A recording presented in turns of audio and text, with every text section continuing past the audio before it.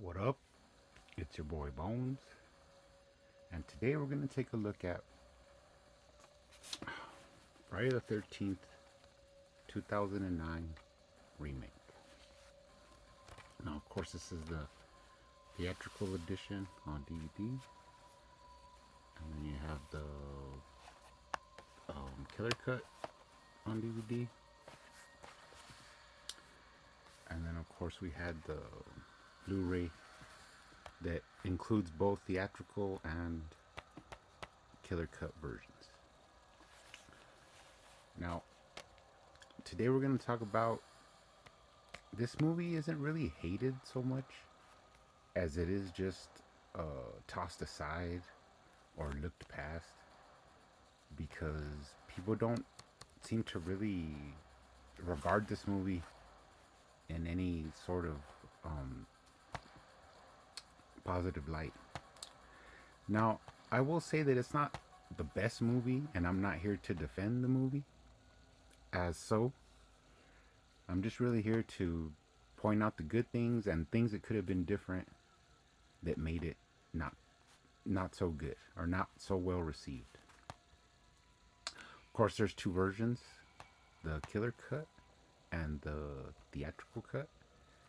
I prefer the theatrical cut. The ending isn't any different, and it's about a little more than 10 minutes longer than the theatrical cut. I like the theatrical cut because it's shorter, it gets to the point, and really, aside from a little more boobs, a little more blood, and a little more backstory for Jason that I don't really need, the theatrical cut is just easier to get through, and it gives you the gist of everything you want. But what I do want to talk about more is the portrayal of Jason by Derek Mears.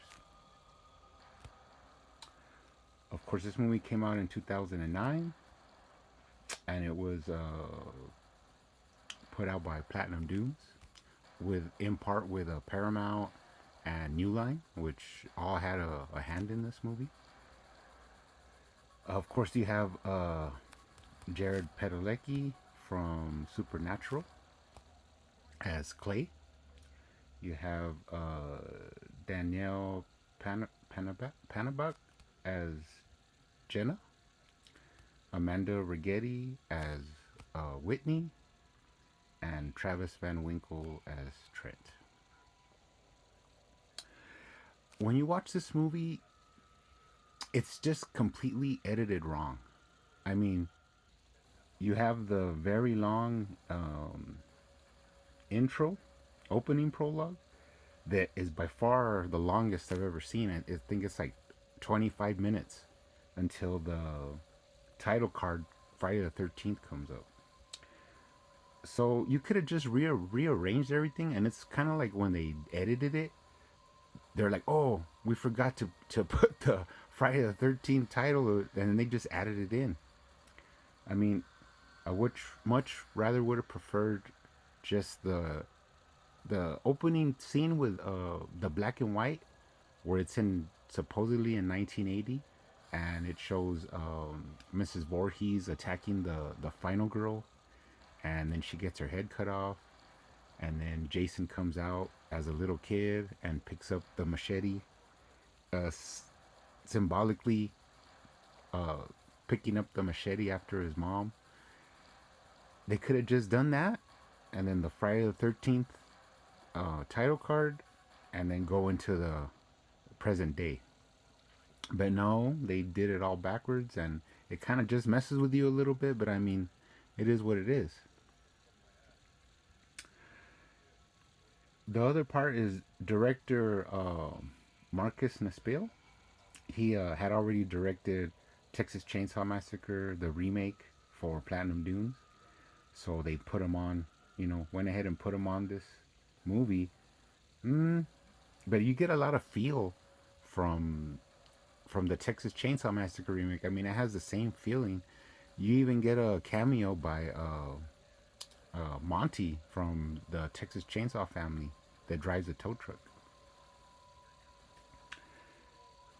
But besides that, there is some nice shots in here. It's shot pretty beautifully, and there is some good things to take away from it. It's just the choices. Some of the choices. I mean, they didn't use. Nobody ever really said, "Oh, not, hey Trent, thanks for dragging us out here on Friday the 13th." That's all you would have needed, is someone to say, "Hey, it's Friday the 13th," and they didn't even do that. The kidnapping of Whitney by Jason and keeping her underground. You didn't need that. I mean, I know you need it so that Clay could look for his sister, but it's just something that I didn't need. I didn't need Jason to capture someone and take him. Uh, it just, I mean, it's fine for what it is. I'll accept it, but those are just little choices that kind of irked me the wrong way. Of course, let's get into Derek Mears.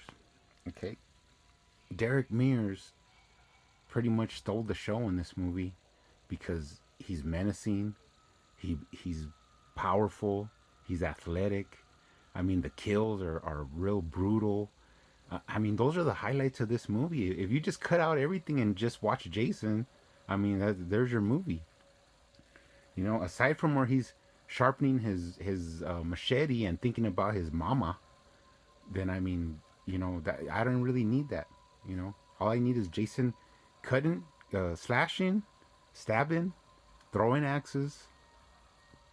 That's really what I want from Jason, and I got it in this movie. I got it, but there's other things that we just didn't really need. Of course, Derek Mears has gone on to. I mean, he's an awesome stuntman. He's gone on to play other movies. He's even been in played parts in movies. He has the same disease as Michael Berryman from Hills Have Eyes, where he doesn't grow hair. But I mean, I'm really here just to praise Derek Mears' performance. I mean, if you watch this movie, that's what gets you through the movie, is Derek Mears' performance as Jason Voorhees. So, people, don't forget about this movie. Rewatch it. Enjoy Derek Mears' performance, and watch the theatrical version. That way you could get through it a little bit easier. But besides that, I mean, as well, this was on the box set that I also own, the Friday the 13th Metal 10 Blu-ray collection. But people just forget about this movie, and I really think it should get a little bit more love. But anyways, thanks for watching. See you next time.